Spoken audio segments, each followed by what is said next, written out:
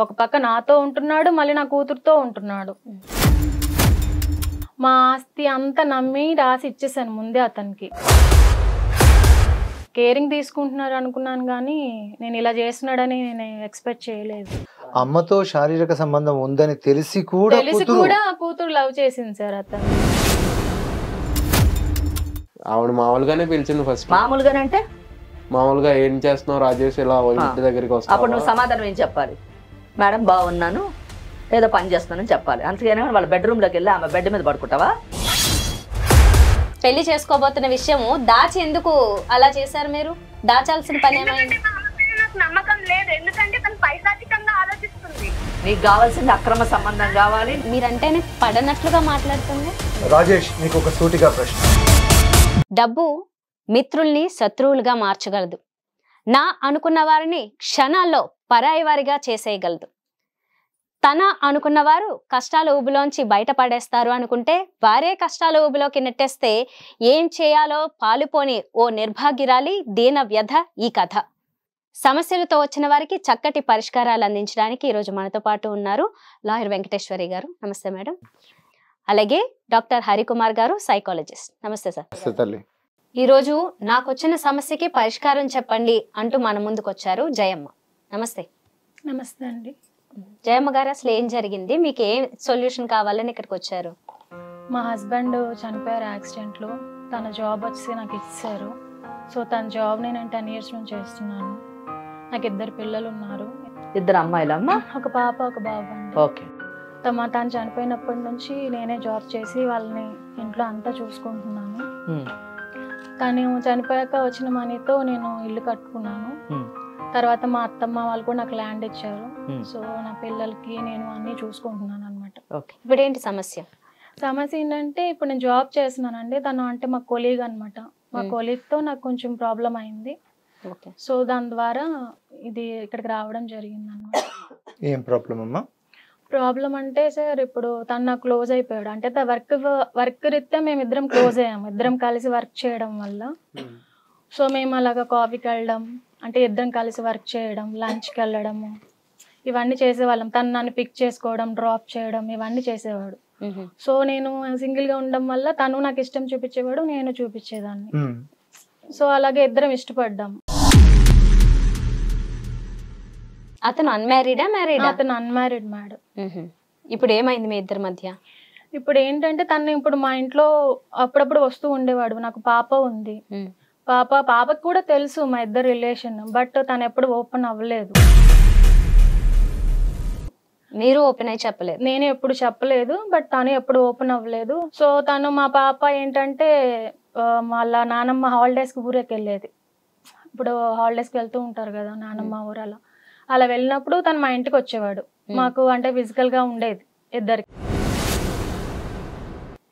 So మేము అది carry on చేస్తూ ఉండేవాళ్ళము. సో తను ఏంటంటే మా ఇంట్లోనే ఉండిపోయేవాడు. మా పాప కూడా అంటే పికప్ డ్రాప్ చేస్తూ ఉండేవాడు. మా పాపను కూడా బాగా చూసుకుంటూ ఉండేవాడు. తనకి ఏమైనా కావాలన్నా చూసుకోవడము, తను కొనివ్వడము, తను కాలేజ్ దగ్గర డ్రాప్ చేయడం, ఇవన్నీ చేసేవాడు తను. సో అలా నేను నమ్మాను. తర్వాత ఏంటంటే ఒకరోజు తను నాకు షాక్ ఇచ్చారు వీళ్ళిద్దరు కలిసి. ఏం జరిగింది? నేను యాక్చువల్గా మేమిద్దరము ప్లాన్ చేసుకున్నాము, చేసుకుందాం అంటే ఇంక 1 year ఇంకా అంటే మేము ఇంకా కలిసి ఉన్నాం కానీ ఇంకా థాట్స్ ఫ్యూచర్లో ఉన్నాయి కానీ ఇంకా మాకు ఇంకా జరగలేదు. సో వీళ్ళిద్దరు ఏంటి వన్ డే నాకు షాక్ ఇచ్చేసారు. వీళ్ళిద్దరు మ్యారేజ్ చేసుకొని వచ్చేసారు. ఓహో, అదే నాకు ఫుల్ షాక్ అనమాట. చాలా నమ్మాను తన్ని. మా ఆస్తి అంతా నమ్మి రాసి ఇచ్చేసాను ముందే అతనికి. అదేంటి అలా ఎలా ఇస్తారు అసలు? పెళ్లి కాకుండా నేను చేసిన తప్పు అదే ఇక్కడ. ఇప్పుడు అతనికి ఏమేమి రాసిచ్చారు మీరు? అతనికి ల్యాండ్ రాసిచ్చాను మేడం. నేను నమ్మకంగా అయితే నేను ల్యాండ్ రాసిచ్చాను. బట్ నా పాప పేరు మీద ఫిక్స్డ్ డిపాజిట్ ఉంది, గోల్డ్ ఉంది. నా పాపకి మ్యారేజ్ తర్వాత రాసిద్దామని దానికి పేరు మీద ల్యాండ్ కూడా రాశాను నేను. సొంత తండ్రి లేకపోతే తల్లిదండ్రులే పిల్లలకి వాళ్ళ తదనానంతరం చెందాలని రాస్తుంటే మీరు పెళ్లి కూడా కాకుండానే ముందుగా ఆయనకి ఆస్తి ఎలా రాసేస్తారు? నేను నమ్మాను మేడం అతన్ని. నా భర్త తర్వాత నేనే అన్ని అనుకొని దాన్ని నమ్మాను నేను, అందుకే రాసిచ్చాను. మీకు ఆ మధ్యలో ఎప్పుడు అసలు అనుమానమే కలగలేదా అతను ఇలాంటి వ్యక్తి? లేదు మేడం, నా కూతురికి ఇలా మ్యారేజ్ చేసుకొని వచ్చేంత వరకు నాకు తెలియదు వీళ్ళిద్దరి మధ్య ఇది జరుగుతుందని, నా కూతుర్ని కూడా మోసం చేస్తున్నాడని. నాకు ఇప్పుడే తెలిసింది. అందుకే నేను వచ్చాను మీద. కేరింగ్ తీసుకుంటున్నారు అనుకున్నాను కానీ నేను ఇలా చేస్తున్నాడని నేను ఎక్స్పెక్ట్ చేయలేదు. ఇప్పుడు మీ అమ్మాయి కూడా ప్రమాదంలో ఉందని మీ ఉద్దేశం? అవును మేడం, తనని సేవ్ చేయాలి, నా ఆస్తి నాకు కావాలి. అతను అమ్మాయిలకి అట్రాక్ట్ అయ్యాడా, డబ్బుకి అట్రాక్ట్ అయ్యాడా, రెండు ఉన్నాయనుకుంటున్నారా మీరు? తను ఒక మోసగాడు మేడం. ఇప్పుడు మా పాపని యూజ్ చేసుకుని వదిలేస్తాడు. నాకైతే నమ్మకం లేదు అసలు. సో అలాంటి వాళ్ళ నుంచి నా కూతురు నేను రక్షించుకోవాలి. ఆ చిన్నపిల్ల కాబట్టి దానికి ఏం తెలియదు, ఇప్పుడు అలానే ఉంటుంది. బట్ యాజ్ ఏ మదర్గా నేను సేవ్ చేసుకోవాలి నా పాపని. ఏంటి ఎగ్జాక్ట్గా మీరు ఎలాంటి సొల్యూషన్ కోరుకుంటున్నారు? అదే మేడం, మా ఆస్తి అంతా మాకు రావాలి, మా పిల్లల్ని నేను బాగా చూసుకోవాలి, నా పాపని నేను సేవ్ చేయాలి. అంటే అలాంటి మోసగాళ్ళ దగ్గర ఉంచడం నాకు ఇష్టం లేదు. లాయర్ గారు మరి ఏమంటారు అంతా విన్న తర్వాత? రైట్.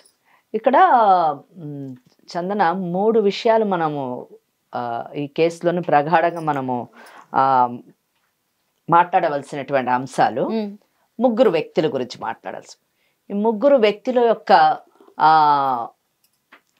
స్వభావాలు ఏ విధంగా ఉన్నాయి, వీరి యొక్క జీవన విధానం ఏ విధంగా ఉంది, వీటి యొక్క ఈ రెండిటి యొక్క పరిణామాలు వాళ్ళ జీవితాలని ఏ విధంగా మార్చింది అన్నది ఒక ఇష్యూ. ఇంకా అంశాల విషయానికి వచ్చినప్పుడు మొదట పెళ్ళి, మ్యారేజ్. 2 live in relationship. 3 అక్రమ సంబంధం, ఇలిసిట్ రిలేషన్షిప్. ఈ 3 సంబంధాల గురించి మనం మాట్లాడుకోవాలి. కేసులోని ఉన్నటువంటి అంశాలు ఈ 3. ఒకటి పెళ్లి తీసుకుంటే జయమ్మ గారు కి సాంప్రదాయ పద్ధతిలోని వివాహం అయ్యింది. 2 బిడ్డలు కూడా ఉన్నారు ఆమెకి. అక్కడ మటుకు చాలా మంచి కుటుంబం, ఒక పొందికైనటువంటి కుటుంబం.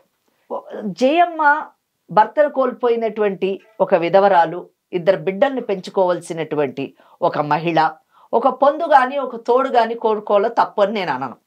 Absolutely she requires a person. కానీ ఆమె ఎంచుకున్నటువంటి వ్యక్తి ఎటువంటి వాడు అన్నది ఇక్కడ చాలా ప్రధానమైనటువంటి విషయం. ఇక్కడ వయసు గురించి కూడా నేను మాట్లాడటం లేదు. ఎంచుకున్నటువంటి వ్యక్తి స్వభావం ఎటువంటిది అన్నది చాలా ఇంపార్టెంట్. ఇక్కడ ఎంచుకున్నటువంటి వ్యక్తి ఒక చీటర్ అని చెప్పచ్చు. 420 అన్నది మనం క్లియర్గా చెప్పచ్చు. అటువంటి వ్యక్తిని ఎంచుకోవడం జయమ్మ గారు చేసినటువంటి మొదటి తప్పు. ఎంచుకోవడమే కాకుండా వయసుకు వచ్చినటువంటి అంటే ఒక టీనేజర్ గర్ల్ ముందు, కూతురు ముందు లివ్ ఇన్ రిలేషన్షిప్ పెట్టుకుంది, అతనితోని సహజీవనం మొదలుపెట్టింది. ఇక్కడ జయమ్మ చేసినటువంటి 2వ తప్పు ఏంటంటే, ఎన్నుకోవడం ఒకటి తప్పు ఇటువంటి స్వభావం కలిగినటువంటి వాడిని. 2వ తప్పు ఏంటంటే, ఎన్నుకున్నా కానీ వెంటనే పెళ్లి చేసుకోవాల్సింది. పెళ్లి చేసుకోకుండా she started illicit relationship with him.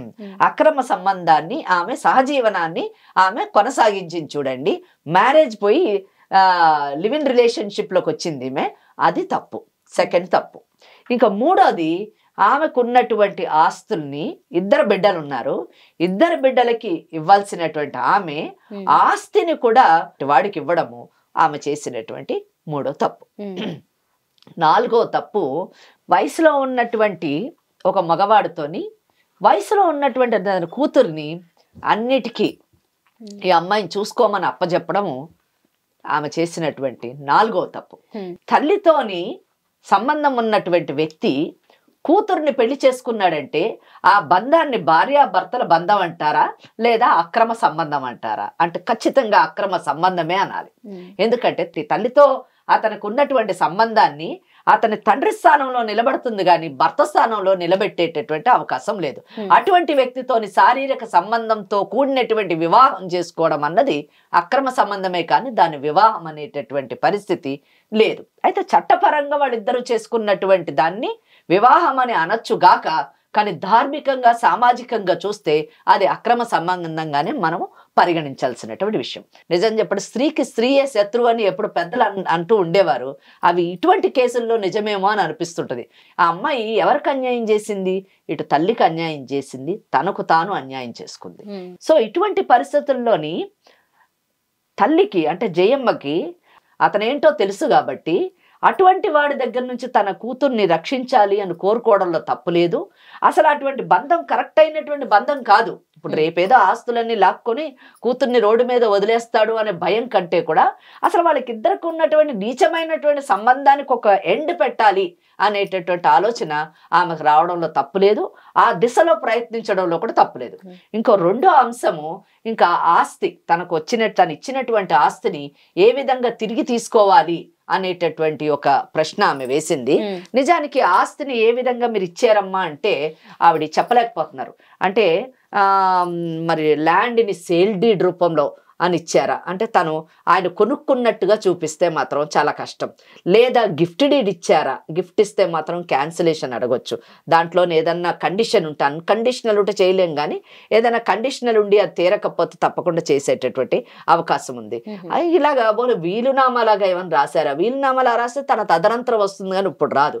So ఇలాగానే ఆ డాక్యుమెంట్ని బట్టి ఆ ఆస్తిని తిరిగి పొందేటటువంటి అవకాశం ఉంది. కానీ ఆ ఆస్తిని పొందడంలో కూడా కూతురు అటువైపు ఉంది కాబట్టి మరి ఆమె ఎంత మటుకు సఫలీకృతం అవుతుందో మనం చెప్పలేం. కానీ ఈ బంధం నుంచి ఆమెని ఏ విధంగా బయటకు వేసి ఇటు తల్లి కూతుర్ని కాపాడగలుగుతామో, వాళ్ళు ఇటు సామాజిక పరంగాను గౌరవప్రదమైనటువంటి స్థానంలో పెట్టడమే కాకుండా వాళ్ళ ఆస్తి వాళ్ళకి తిరిగి వచ్చేటట్టు, వాళ్ళ జీవితాలు సక్రమమైన మార్గంలో మళ్ళా నిలదొక్కునేటటువంటి ప్రయత్నం చేయడంలోని మనం సఫలీకృతం అయితే తప్పకుండా ముగ్గురు జీవితాలు, ముఖ్యంగా తల్లి కూతుళ్ళ జీవితాలు బాగుండేటటువంటి అవకాశం ఉంది. ఇప్పుడు ఈమె చూసిన తర్వాత వీరి యొక్క మనస్తత్వాన్ని మనం గమనిస్తే ఏమిటంటే, ముఖ్యంగా అవసరాలు అంటే అవసరవాది ఆశావాది అనేటువంటిది ఉంటుంది. ఆమెకు ప్రస్తుతానికి అవసరంతో, నీడ్ అనేటువంటి దాంతో తక్కువ వయసు ఉన్నా కూడా నమ్మింది. ఇక్కడ నేనేమంటాను, మీరు బాగా ఓవరాల్గా గమనిస్తే ఏం జరిగిందంటే, నేను కూతురు అండ్ రాజేష్ వీరికి ఈమె ముఖ్యం కాదు, ఈమెకు కానీ ముఖ్యమని అనుకొని ఉంటే వీళ్ళు అలా చేసి ఉండేవాళ్ళు కాదు. ఎందుకంటే తల్లినే దూరం చేసుకోవాలి, తల్లికి బాధ కలిగినా చాలు, పోయినా పర్లేదు అనేటువంటి ఉద్దేశంతో in their mind she is not having any value. Rajesh కు ఉండకపోవచ్చు, కనీసం కూతురికైతే ఉండాలి కదా. కూతురికి ఒకవేళ ఉంటే తల్లిని దూరం చేసేటువంటి ప్రయత్నం చేయదు. ఎందుకంటే ఇంట్రడ్యూస్ చేసింది, వారి కుటుంబానికి ఇంట్రడ్యూస్ చేసి, నేనంటాను ఇప్పటి వరకు జరిగిన దాంట్లో పగడ్బందీగా ఇద్దరు మాత్రము ఈమెను దూరం చేసుకోవాలని అనుకుంటున్నారు. వీరి మాట వినాలని కూడా అనుకోరు. ఒకవేళ ఆస్తి దొరికింది కదా హాయి అనేటువంటి దాంట్లోనే ఇద్దరు ఉన్నారని నాకైతే అనిపిస్తుంది. చూద్దాం. ఎగ్జాక్ట్లీ. అండ్ తల్లి పట్ల ఆమెకి ఏం బాధ్యత ఉందండి, తల్లి పట్ల ఏం ప్రేమ ఉన్నది. అదే తల్లి చూడండి ఎలా విలవిల్లాడుతుంది, నా కూతుర్ని బ్రతికించుకోవాలి అని చెప్పేసి, ఏదైనా కాపాడుకోవాలని. She's not jealous. వాళ్ళిద్దరు పెళ్లి చేసుకున్నారని ఇక్కడ జలసీ కాదు, వదిలిచ్చి నాతో ఉండాలని చెప్పేసి కోరుకోవట్లేదు. I don't think that she will accept Rajesh. ఇప్పుడు వచ్చేస్తే విడిపోతే రాజేష్ ఆమె యాక్సెప్ట్ చేయదు. చేస్తారండి మీరు ఆయన? వాడు నీచుడని ఆమెకు అర్థమైపోయింది. ఆమె చెప్పిన స్టోరీ కరెక్ట్ అయితే కదా. మరి నా కూతుర్ని రక్షించుకుంటే చాలు అన్నది. మరి ఆ బాధ్యత అమ్మాయికి కూడా ఉండాలి కదా. నా తల్లి అనేటటువంటి బాధ్యత ఆమెకు లేదు. అది చాలా దురదృష్టం. మన అమ్మాయితో కూడా మాట్లాడే ప్రయత్నం చేద్దాం. అందుకంటే ముందు ఒకసారి రాజేష్ తప్పకుండా. నమస్కారం. చాలా సంస్కారంగా నమస్కారం అయితే చెప్పారు, కానీ మీరు చేసిన పనులు అయితే మాకైతే అనిపించలేదు ఇప్పటి వరకు మేము విన్న దాని ప్రకారం. మీ ముగ్గురు మధ్య ఏం జరిగిందో మీకు తెలుసు కదా. తెలుసు. ఓకే, మీరు దాన్ని సమర్థించుకుంటున్నారా? నాకు ఓకే అనిపిస్తుంది. ఎలా ఓకే అనిపిస్తుంది అంటే ఏం ఓకే అనిపిస్తుంది? ఒక తల్లి కూతుళ్ళతోని శారీరక సంబంధం పెట్టుకోవడం ఓకే అనిపిస్తుందా? లేదు మేడం, నేను కావాలని అడగలేదు కదా, ఆవిడే నన్ను పిలిచి మరి. ఓకే, ఆమె పిలిచింది, ఆమెతోనే అక్రమ సంబంధం పెట్టుకుని ఆమె కూతురుతో కూడా పెట్టుకుంటావా? అది నీకు ఓకే అనిపించిందా? అది ఆవిడ ఇష్టపడింది మేడం. లేదు, కూతురుతో కూడా ఉండని చెప్పింది ఆవిడ.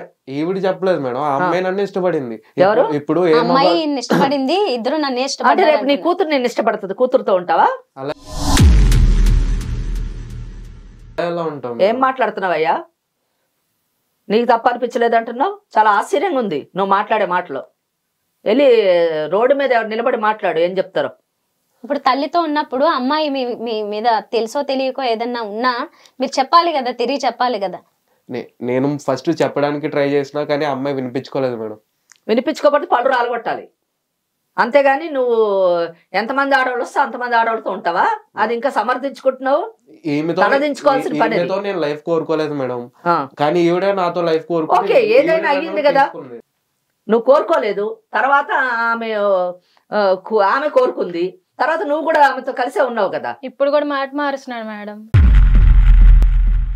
నాతో ఉన్నప్పుడు ఇద్దరు బానే ఉన్నాడు, ఇద్దరం కలిసే ఉన్నాం అని చెప్పాడు, ఇద్దరమే ఉన్నాము.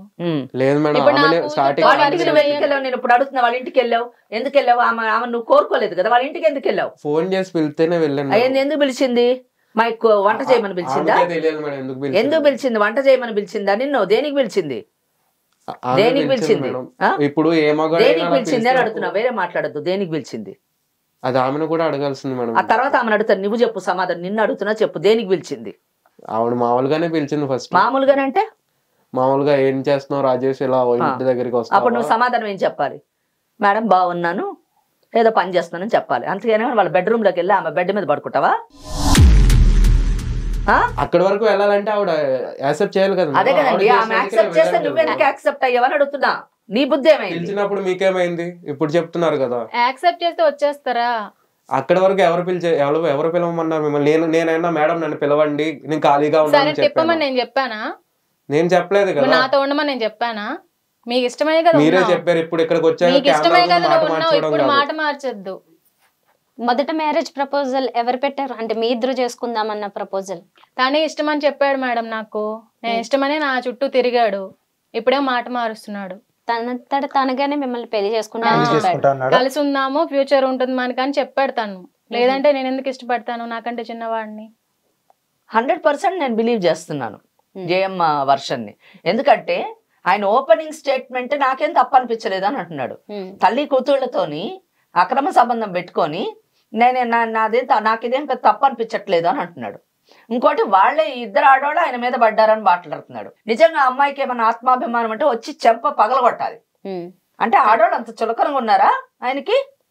మరి ఇంతకీ ఆవిడ ఆస్తి రాసి ఇచ్చారు, అప్పుడేంటి మరి? అప్పుడు మీరు ఎలా తీసుకున్నారు? ఏమీ లేదన్నప్పుడు ఎలా తీసుకున్నారు మేడం ఆస్తి? ఆవిడ ఇష్టంగా రాసిచ్చింది మేడం. అది ఎవరు రాసిచ్చినా సంబంధం లేని ఒక వ్యక్తికి ఆవిడ ఎలా రాసిస్తారు? నేను డైరెక్ట్ గా అడగలేదు మేడం. నాకు నీ ఆస్తి రాసి నేను నా దగ్గర పెట్టుకుంటాను, నేను చూసుకుంటాను అని నేను అడగలేదు. నువ్వు చాలా బుద్ధిమంతుడు బాబు, నువ్వు బుద్ధుడివి. నువ్వు ఏది అడగవు, అన్ని ఆటంతట అవే వచ్చి పడిపోతూ ఉంటాయి నీకు. ఆడవాళ్ళు నీ మీద పడిపోతారు, ఆస్తులు వచ్చి నీ మీద పడిపోతాయి. అంతే కదా నువ్వు చెప్పేది? ఇప్పుడు ఇక్కడ జరిగింది కూడా అదే కదా మేడం. ఆవిడే అన్ని విధాలుగా ఆవిడే చేసింది. సరే, నీకు చట్టం కూడా నీ మీద పడుతుంది, జైలు కూడా నీ మీద పడుతుంది. చూడు ఎలా ఉంటుందో. ఇవ్వాలి నువ్వు. నా సైడ్ నుంచి కూడా ఆలోచించాలి. నీ సైడ్ నుంచి చాలా ఆలోచించే చెప్తున్నాము, నిన్ను సేవ్ చేయడానికే చెప్తున్నాము. నువ్వు మేము చెప్పింది చేయకపోతే జైల్లో ఉంటావు. అదే సొల్యూషన్. మేమిద్దరం చేసుకున్నాం మేడం, మా లైఫ్ బాగుండాలని. నీ లైఫ్ బాగుండాలన్నప్పుడు వాళ్ళ అమ్మతో పెట్టుకోకూడదు అక్రమ సంబంధం. అది ఆమె తప్పు మేడం. ఆవిడే పిలిచి మరీ పెట్టుకున్నది. అవును, పెట్టుకుంటే ఉన్నావు కదా, ఇద్దరికి ఇష్టపడే ఉన్నాము. అదే కదా చెప్తున్నాను నేను. నువ్వు నాకు డైరెక్ట్ గా మ్యారేజ్ ప్రపోజల్ చేయలేదు కదా. నువ్వు ఎందుకు చేయలేదు? మనం అనుకున్నాం కదా అనేతరు చేసుకుందామని. నా కూతురు నాతో ఉన్న వాళ్ళు ఎవరన్నా నా కూతురుతో కరెక్ట్ గా ప్రపోజల్ పెట్టి మ్యారేజ్ చేసుకుందాం అంటే నేను మ్యారేజ్ చేసుకుందామని చెప్పాను, నువ్వు యాక్సెప్ట్ చేసావు. అవును, నువ్వు యాక్సెప్ట్ చేసావు కాబట్టి నా ఇంటికి వచ్చావు. నువ్వు ఫిక్స్ చేయలేదు మ్యారేజ్. నువ్వు ఫస్ట్ ఆఫ్ ఆల్ ఫిక్స్ చేయకపోతే ఇప్పుడు నా కూతురుతో ఉంటావా? నీ కూతురు నన్ను ఇష్టపడింది వద్దనా? ఇష్టపడితే పెళ్లి చేసుకుంటారా? నీతో ఉంటే నా లైఫ్ అయిపోతుంది. ఇష్టపడితే పెళ్లి చేసుకుంటారా? నీతో ఉంటే నా లైఫ్ ఇష్టపడితే పెళ్లి చేసుకుంటావా? బుద్ధి లేదా నీకు? నీతో ఉంటే నా లైఫ్ అక్కడితో అయిపోద్ది. నాకు బుద్ధి ఉంది కాబట్టి నీ కూతురు లైఫ్ సరే సరే, నాకు ఇప్పుడు నా కూతురుని వదిలే. ఇప్పుడు ఎందుకు వదలాలి? ఎందుకు వదలాలి ఏంటి? ఇప్పుడు నన్ను వదిలేసావు, రేపు నా కూతురు ఎందుకు వదలవు ఏంటి? మాకు లైఫ్ ఉంది, మాకు లైఫ్ ఉంది. ఎందుకుంది లైఫ్? నాకు అసలు నమ్మకం లేదు. ఎందుకు అయిపోయింది? ఎందుకు అయిపోయింది? ఎవరైనా లైఫ్ స్టార్ట్ చేయాలనే ఉంటారు. ఎందుకు అయిపోయింది లైఫ్? నీ కూతురికి నేను తిరిగి లైఫ్ నా వెనక చుట్టూ తిరిగినప్పుడు లేదా నీకు? ఈ సంవత్సరం అంతా ఎందుకు తిరిగావు నా చుట్టూ? పిలిచిందే నువ్వు. రాజేష్ ఖాళీగా ఉన్నావా, ఇంటికి రా. పిలిస్తే వచ్చేస్తావా? సినిమాకి వెళ్దాం, నువ్వు స్కిప్ అవ్వాలనుకుంటే ఏదైనా చెప్పి స్కిప్ అవ్వచ్చు. నా చుట్టూ ఎందుకు తిరిగావు, నన్ను ఎందుకు డ్రాప్ చేసావు, మా ఇంటికి ఎందుకు వచ్చావు? నీకు ఇష్టం లేకపోతే రావద్దు కదా. నువ్వు పిలిస్తేనే వచ్చాను కదా. అది పిలిస్తే వస్తావు కదా, అంటే ఇష్టం ఉన్నట్టే కదా అక్కడ అర్థం. ఎందుకు వచ్చావు? అప్పుడు నేను నీ మీద ప్రేమతో రాలే. మరి ఎందుకు వచ్చావు? అంటే ఇప్పుడు నా కూతురు మీద కూడా ప్రేమ లేదైతే లేదని అయితే అంతేనా? ప్రేమ ఉంది కాబట్టి నేను నీ కూతురిని పెళ్లి చేసుకున్నాను. పెళ్లి చేసుకుని నువ్వు ఒక మోసగాడివి. నేను చెప్తున్నాను కదా, నన్ను మోసం చేసి నా కూతురు కూడా మోసం చేస్తావు అంతే. నేను మోసగాడిని కాదు. నువ్వు మోసగాడివే. నా కూతురికి వద్దు మేడం, వదిలేయండి. నాకు నా ఆస్తి నాకు కావాలి, నా కూతురికి నన్ను సేవ్ చేయండి, నా కూతురిని నాకు ఇచ్చేయండి. తప్పకుండా. నీ కూతురికి ఈయనకి ఉన్నది ఏదో భార్యాభర్తల సంబంధం అని ఆయన అనుకుంటున్నాడా? తండ్రి కూతురుల సంబంధం. లైఫ్ ఇచ్చాను. లైఫ్ ఇచ్చాడు. ఏం లైఫ్? కుంటిది గుడ్డిదా నువ్వు లైఫ్ ఇవ్వడానికి? ఏం లైఫ్ ఇచ్చావు? ఆస్తి తీసుకొని నువ్వేంటి లైఫ్ ఇచ్చేది? వాళ్ళ లైఫ్ స్పాయిల్ చేసావు. ఏమో మాట్లాడుతున్నావు చాలా. ఇంత తాపత్రయపడుతున్నారు కదా, ఒకసారి మీ అమ్మాయితో మాట్లాడదాం, ఏమంటుందో. నెంబర్ చెప్పండి. ఎక్కడ మేడం వాళ్ళ నంబర్లు కూడా మార్చేశారు, అతన్ని అడగండి నంబర్ కూడా. ఇప్పుడు మీ అమ్మాయి కాంటాక్ట్ లో లేదు? లేదు మేడం. ఆహా, నెంబర్ చెప్పు.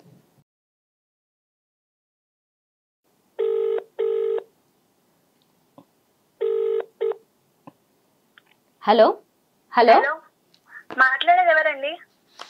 మేము కార్యక్రమం నుంచి చేస్తున్నాం, యాంకర్ చందన మాట్లాడుతున్నాను. ఇక్కడ లాయర్ గారు, డాక్టర్ గారు ఉన్నారు. అందుకంటే ముందుగా మీ ఫ్యామిలీ నుంచి వచ్చారు మీ మదర్ జయమ్మ గారు ఇక్కడ కూర్చుని మాకు చాలా విషయాలు చెప్పడం జరిగింది మీ భర్త గురించి, మీరు అనుకుంటున్న మీ భర్త గురించి. ఓకే. సో రాజేష్ గురించి ఆవిడ చెప్పే కంప్లైంట్స్ మేము ఇప్పటి వరకు విన్నాము, అతను ఒక మోసగాడు అని. వాళ్ళు మోసగాలంటే మీరెలా ఒప్పుకుంటారండి? నా భర్త గురించి మీరు అలా మాట్లాడితే నేను ఒప్పుకోను అసలుకే. తర్వాత కదమ్మా వచ్చింది భర్త, మీ అమ్మ ముందు నుంచి ఉన్నవారు కదా. మా ఇద్దరికి మ్యారేజ్ అయిందండి కదండి, అతని మోసగాడంటే నేనేలా ఒప్పుకుంటాను? అయితే మీ అమ్మ మోసం చేస్తుంది అంటారా మీరు? మీ అమ్మ మోసగత్త అంటారా మీరు? అంతే కదండి. మరి వాళ్ళిద్దరిలో ఉన్న రిలేషన్ గురించి నాకేం చెప్పకుండా వాళ్ళిద్దరు సీక్రెట్ గా మెయింటైన్ చేసుకున్నారు. అలాంటిది నేనేం చేయగలను? మీ ఇంటికి రావడం, మీరు తరచుగా వాళ్ళని చూడడం, మీకు అన్ని అర్థమయ్యాయి, బయటపడకపోయినా అని చెప్తున్నారు మీ అమ్మ. అవన్నీ నాకు తెలుసండి. తెలిసి కూడా రాజేష్ నా పైన చూపించిన ప్రేమకి, కేర్ కి నేను పడిపోయాను. అతనే నాకు కావాలి. ఇప్పుడు నా గురించి మాట్లాడండి. అమ్మ, రాజేష్ పేరు మీద రాసి మొత్తం అంతా రాసి పెట్టింది మీ అమ్మగారు. దాన్ని ఏమంటారు మీరు? ఎందుకంటే మీ ఇద్దరి ప్రేమ గురించి తెలియదు ఆమెకు. ఇంటికి వచ్చిపోతున్నటువంటి సహ ఉద్యోగి రాజేష్కు తాను రాసిచ్చింది. ఎందుకు రాసిచ్చింది అంటారు చెప్పండి? అది వాళ్ళని అడగాలి కదండి మీరు. నేనే చెప్తాను. వాళ్ళిద్దరికి ఉన్న రిలేషన్ మధ్యలో నన్ను తీసుకొస్తే నేనేం మాట్లాడతాను? నీకు మ్యారేజ్ ముందుగానే తెలుసమ్మా వీళ్ళిద్దరి మధ్య రిలేషన్ ఉందని? ఇద్దరి మధ్యలో ఉన్న రిలేషన్ నాకు తెలుసు. నాకు క్లారిటీ మా అమ్మగారు నాకు ఇవ్వలేదు. ఒకవేళ తనని మీరు తండ్రిలాగా చూడు అంటే నేను అలా చూసేదాన్నేమో.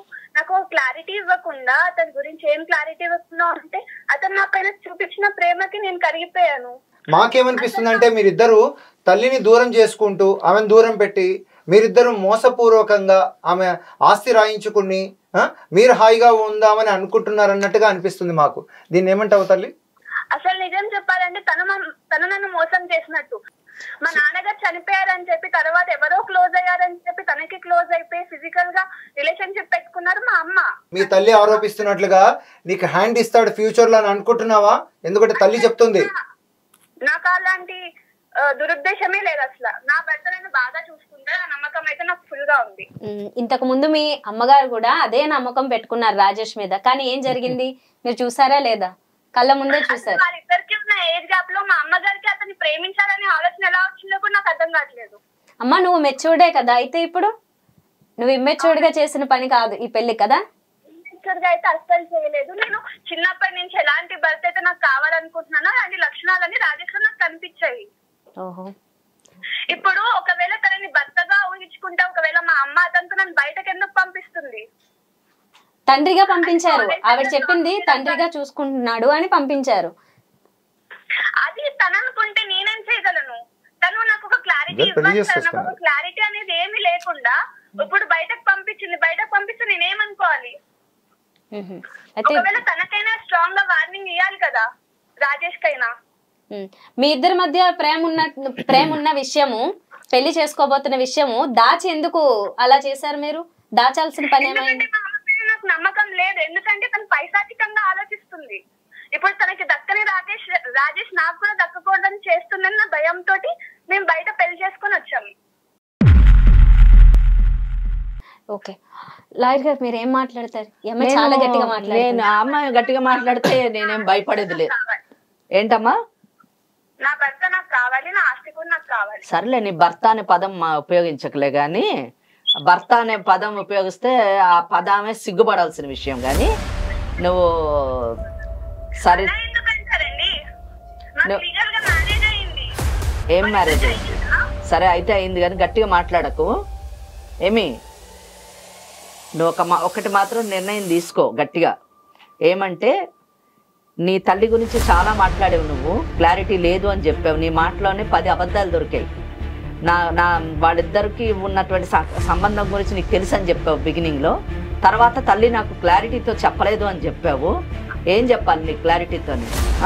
చిన్నప్పటి నుంచి విను చిన్నప్పటి నుంచి నాకు ఏ లక్షణాలు ఉన్న భర్త కావాలో అటువంటి భర్త లభించాడు. ఏ లక్షణాలు? ఒక ఇద్దరు ఆడవాళ్ళతో తల్లి కూతురుతో అక్రమ సంబంధం పెట్టుకునేటటువంటి మగవాడు నీకు భర్తగా కావాలని కోరుకున్నావా నువ్వు? ఇదా నీ కోరిక? ఏం చదువుకున్నావు?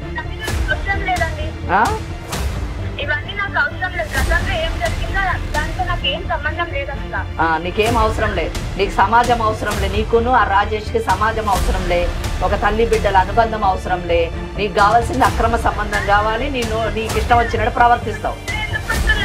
నీకు ఇష్టం ఉన్నట్టు ప్రవర్తిస్తే నీకు అక్కర్లేకపోవచ్చు, కానీ సమాజానికి అవసరం ఉంది. మాట్లాడు. ఇంట్లో ఒక కూతురు పెళ్లికి వచ్చిందని తెలిసి కూడా అవునా? పెట్టినందుకు ఇప్పుడు అనుభవిస్తుంది కదా. పెట్టినందుకు ఆమె అనుభవిస్తుంది, నువ్వు కూడా అనుభవిస్తావు. అర్థమైందా? నువ్వు కూడా అనుభవిస్తావు. నువ్వు చేసిన మోసానికి నువ్వు కూడా అనుభవిస్తావు అనుకుంటున్నావు నువ్వు. సమాజం గుడ్డిది. నా పిన్ని కళ్ళు మూసుకొని పాలు తాగుతుందంట. అట్లా నేను ఏ ఏదో పని చేసినా సమాజం ఊరుకుంటుందని నువ్వు అనుకుంటే చాలా తప్పు. దానికి ఏంటో చెప్తాం. నీకు ఎలా బుద్ధి చెప్పాలో మాకు బాగా తెలుసు. ఫోన్ పెట్టే. మీకు ఎందుకంత వ్యతిరేకంగా ఉంది? మీ అమ్మాయి మీరంటేనే పడనట్లుగా మాట్లాడుతుంది. ఇప్పుడు వాళ్ళిద్దరు ఒకటైపోయారు కదా మేడం, అందుకని తనలో మాట్లాడుతుంది. తనకి తెలుసు. ప్లస్ మేము ఫ్యూచర్ లో మ్యారేజ్ చేసుకుందామని అనుకున్నాం మేడం. మేము అనుకున్నాము. బట్ వాళ్ళిద్దరు చేసుకొచ్చారు. వీళ్ళిద్దరు నాకు తెలియకుండా చేశారు. సో ఇప్పుడు నాకు అతను రాజేష్ కావాలని నేను అనుకోవట్లేదు. ఎందుకంటే నన్ను మోసం చేశాడు తను. సో రేపు నా కూతురు భవిష్యత్తు బాగుండాలి, నా బిడ్డ భవిష్యత్తు బాగుండాలి కాబట్టి నేను ఇక్కడికి వచ్చాను. రేపు తను రోడ్డు మీద పడకూడదని, నన్ను తోసేసినట్టే తను కూడా తోసేయకూడదు అన్నదే నా తాపత్రయం అంతా. తను రక్షించాలి నేను ఇప్పుడు. అందుకే వచ్చాను. నా మెయిన్ పాయింట్ అది. మీరు అనుకునేది అతను ఆస్తి ఏదో ఆస్తి కోసమే తర్వాత వెళ్ళిపోతాడు అంటున్నారు. అంతే. మీరేమంటారు? ఆస్తి గురించి ఉన్నారా? నేనైతే ఆస్తి గురించి కాదు మేడం. మీరే విన్నారు కదా మేడం నా భార్య ఎలా మాట్లాడిందో. నేను ఎలా ఆస్తి గురించి మాట్లాడతాను? అక్కడ పెళ్ళి ఎన్ని రోజులైంది? 3 months అవుతుంది. ఓకే రాజేష్, నీకు ఒక సూటిగా ప్రశ్న. వీరు నీకు ప్రేమ మీద ఇచ్చిండొచ్చు, లేకపోతే ఇంకా నచ్చి ఇచ్చిండొచ్చు. ఆ ఆస్తి ఏదైతే ఉందో, ఎందుకంటే వీరు వయసులో ఉన్నటువంటి ఒక స్త్రీ, మీరిద్దరేమో కలిసిపోయారు, మీరేమో హాయిగా ఉంటామంటున్నారు. ఈమెకు వారు రాసిచ్చినటువంటి ఆస్తి, ఒకరు ఆస్తి కోసమే మోసం చేసేటువంటి, దగా చేసేటువంటి వ్యక్తి అని ముద్ర వేసుకునే దానికంటే తిరిగిస్తావా? ఆస్తి అయితే నేను తిరిగి ఇచ్చేస్తాను. అమ్మాయిని మాత్రం అసలు తిరిగి ఇవ్వను. మీరేం సజెషన్ ఇవ్వాలి? నేను 100% ఇటువంటి జడ్జిమెంట్స్ ఇవ్వను. అత్తాళ్ళుళ్ళ అక్రమ సంబంధాన్ని నేను ఏకీభవించలేను, సపోర్ట్ చేయలేను. ఆస్తి ఇవ్వడం అన్నది it is not his mercy, అది ఆమె రైట్. ఆస్తి ఎవరి ఆస్తి ఎవరు తీసుకుంటారు, ఎవరు అర్హులు అవుతారు? ఆమె ఆస్తి ఆమె ఎలా తెప్పించుకోగలదో అలా తెప్పించుకుంటుందో చట్టపరంగా. ఈయన దానం చేయక్కర్లేదు, ధర్మం చేయక్కర్లేదు. ఇంకోటి కూతురు ఇవ్వను అని చెప్పేసి చెప్పడానికి ఈయనెవరు? కోర్టు ఇస్తుంది. So she is having every legal right, let her proceed. వినకపోతే జైల్లో ఉంటాడు. ఆ గౌరీ జైల్లో పోయి కాపురం చేస్తుంది. ఇద్దరు సపరేట్ సెల్ వేస్తారు, ఇద్దరు కాపురం చేస్తారు అక్కడ. సో మరి అంతా విన్నారు కదా, మీరేమంటున్నారు? ఎలా అనుకుంటున్నారు? సార్ చెప్పిన పాయింట్ నాకైతే ఓకే మేడం. ఆవిడకైతే ఆవిడ ఇచ్చిన ఆస్తి నేను తిరిగి ఇచ్చేస్తా, కానీ నేను ఇష్టపడి చేసుకున్న అమ్మాయి నేను తిరిగి ఇవ్వను. ఓకే, మీరేమంటారు? నేను ఒప్పుకోను మేడం. నాతో ఉన్నవాడు నా బిడ్డతో ఎలా ఉంటాడు? తప్పు, అది చాలా తప్పు. సో నాకు నా ఆస్తి కావాలి, నా బిడ్డ ఏంటి సేఫ్గా నాకు కావాలి. ఓకే, మీ మీద ఆధారపడి ఉంది మొత్తానికి. అయితే ఏ నిర్ణయం అయినా వాళ్ళని కలిపి ఉంచాలనుకుంటే అది మీ ఇష్టము. లేదు ఈ సంబంధం నాకు అసలు నచ్చలేదు అనుకుంటే మీరు ప్రొసీడ్ వేనే రాంగ్ మేడం. ఓకే, నువ్వు చేసింది కూడా రాంగ్ అంటుంది సమాజం. I accepted sir.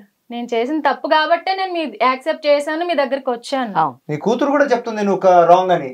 నువ్వే యాక్చువల్ గా మా ఇద్దరి మధ్యలో మంచిగా జరుగుతున్నటువంటి నా వల్ల నా కూతురికి పరిచయం, కానీ నా కూతురికి పరిచయం అయిన వాడితో నేను ఇలా చేయలేదు. మీరు ఆ పాయింట్ క్యాచ్ చేయాలి. పరిచయం నేను నా బిడ్డకి మేమిద్దరం కలిసి ఉందాం, ఫ్యూచర్ లో మ్యారేజ్ చేసుకుందామని నేను తీసుకొచ్చాను. కానీ వీళ్ళిద్దరు నాకు తెలియకుండా రిలేషన్ పెట్టుకొని నాకు సర్ప్రైజ్ చేశారు మ్యారేజ్ చేసుకొని. Okay sir. ఇంకా యాక్చువల్గా మీరు చెప్పిన పాయింట్ ప్రకారం అతను కనీసం ఆస్తి అయితే తిరిగిస్తానని అంతవరకు అయితే ఒప్పుకున్నాడు. 50% రిలీఫ్. రిలీఫ్ ఉంది. ఇంకా మిగతా విషయాలు ఇంకా ఆవిడ మీద ఆధారపడి ఉన్నాయి, ఏం చేస్తారు అనేది. అతను నిజంగా మంచివాడే కలిసి ఉంటాడు అనుకుంటే ఆవిడకి ఆ నమ్మకం కుదిరితే మేబీ అందరూ. అయితే ఒక చందన గారు, ఆస్తి విషయము తిరిగి ఇచ్చేసేటట్టుగా పేపర్ల మీద సంతకాలు తీసుకోండి, డాక్యుమెంట్ తయారు చేసి సంతకాలు తీసుకుంటే బాగుంటది. సెటిల్మెంట్ డీడ్ చేసి సంతకాలు తీసుకుని ఆస్తి మటుకు మన దగ్గరకు వచ్చినందుకు ఆస్తి ఇప్పిస్తే మిగతా విషయాలు ఆమె కోర్టులో తెలుసు. సంతకం పెడతావు కదా? పెడతాను సార్. ఎస్. సో అదంతా డాక్యుమెంట్స్ తయారు చేస్తాను నేను, లీగల్ డాక్యుమెంట్స్. చందన గారు, ఇది డాక్యుమెంట్ చూడండి, తయారు చేశాను, అతని చేత సంతకం తీసుకోండి. మీకు అన్ని తెలుసు కాబట్టి అదే సైన్ చేయండి. ఒకసారి చదివి వినిపిస్తాను. నేను రాజేష్ అనేటటువంటి నేను తీసుకున్నటువంటి జయమ్మ గారి దగ్గర నుంచి తీసుకున్నటువంటి పూర్తి ఆస్తిని ఆమెకి తిరిగి ఇచ్చివేయుటకు అంగీకరించుచున్నాను. ఈ పత్రం రాయటంలోని ఎటువంటి ఎవరి తరఫు నుంచి కూడా నాకు ఎటువంటి ఒత్తిడి లేదు. నా ఇష్టపూర్వకంగా ఈ పత్రాన్ని తయారు చేయడం జరిగింది. నేను నా అన్ని విధాల, అంటే శారీరకంగా మానసికంగా మంచి స్థితిలో ఉండి, మతి స్థిమితం సరిగ్గా ఉండి ఈ సంతకాలు చేస్తున్నాను ఈ పత్రానికి. Okay, right. ఆమె కూతురుతో చక్కగా సంసారం చేసుకుంటుంటే ఆమె నీకు ఆస్తి ఇవ్వచ్చు తర్వాత, ఆమె తదనంతరం. డేటే కింద బ్రాకెట్ లో పూర్తి పేరు రాయి. ఏదో ఇట్లా కోడిగీతలు రాసేది రేపు నా సంతకం కాదంటే కష్టం. ఇదమ్మా మీ ఆస్తి పత్రాలు. మీరు ఇక్కడికి వచ్చినందుకు మీ ఆస్తి మటుకు మేము న్యాయం చేయగలిగాము. మిగతా విషయాలు అంటే మీ కూతురుకు సంబంధించినటువంటి విషయాలు మీరు న్యాయస్థానంలో తెలుసుకోండి. సరే మేడం, థ్యాంక్ యూ మేడం. ఇక్కడికి వస్తే న్యాయం జరుగుతుందని వచ్చాను. నాకు అలాగే నా ఆస్తి నాకు ఇప్పించారు. నాకు న్యాయమే జరిగింది 50%. నా కూతురిని కూడా నాకు ఇప్పిస్తే చాలా బాగుండేది. కానీ విన్నావు కదమ్మా, నీ కూతురును ఈ సోకాల్డ్ రాజేష్ ఎలా వీళ్ళిద్దరు చేసింది ఇప్పటికీ నాకు ఇంకా తిరుగుతుంది మేడం నా కళ్ళల్లో. సో నేను ఇంకా అది డైజెషన్ చేసుకోలేకపోతున్నాను. సో లీగల్గా నాకు తెలిసి ఎలా తెచ్చుకోవాలో నా కూతుర్ని.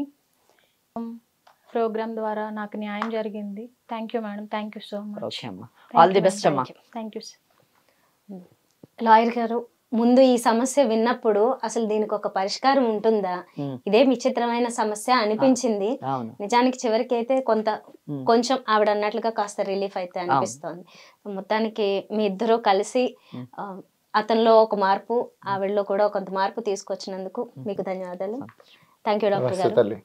మనిషి సంఘజీవిగా ఉన్నప్పుడు కొన్ని పద్ధతులు, ఆచారాలు, నియమాలు పాటించాలి. అవి ఎప్పుడైతే మర్చిపోతారో ఇలాంటి సమస్యలు ఎదురవుతాయి. మరో సమస్యకి చక్కటి పరిష్కారంతో కార్యక్రమంలో కలుద్దాం. నమస్తే.